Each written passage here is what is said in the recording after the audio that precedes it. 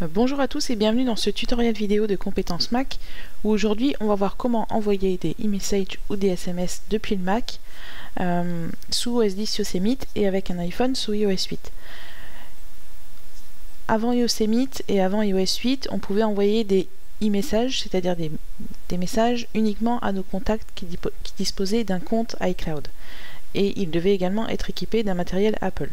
Aujourd'hui, on peut envoyer de véritables SMS. Vous les reconnaîtrez facilement puisque les e-messages sont en bleu et les SMS sont en vert. Donc, quand c'est un e-message, l'application message va tout simplement utiliser le réseau Wi-Fi. Par contre, quand il s'agit d'un SMS, c'est votre iPhone à travers le Mac qui va envoyer le message. Donc là, je vais faire un test avec Gérald, par exemple. Donc je sais qu'il a un iPhone, donc ça sera un e-message, mais s'il avait eu un numéro, s'il avait eu un appareil autre qu'Apple, ça aurait fonctionné.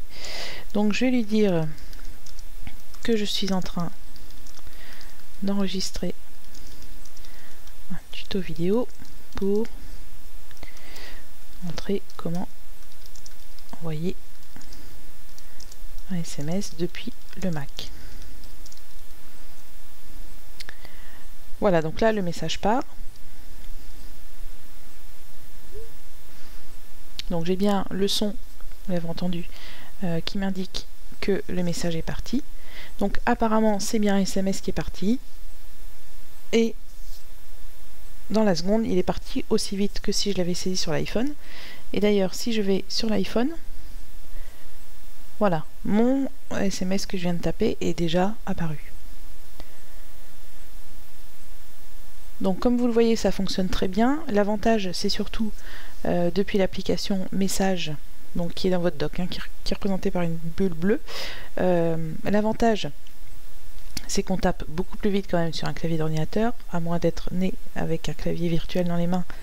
Mais en attendant, ça marche très bien depuis le Mac.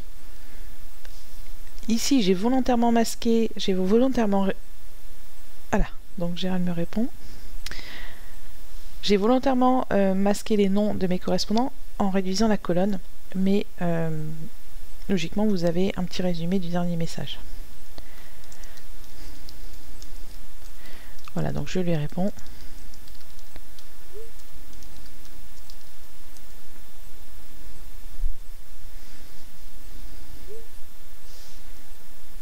Voilà, donc comme vous le voyez, ça fonctionne très bien. Là, c'est l'iPhone, sans aucune manipulation de ma part, qui a pris le relais. Et c'est assez simple, hein, c'est simple comme bonjour. Donc voilà, je vous souhaite une bonne continuation sur votre Mac et sur votre iPhone.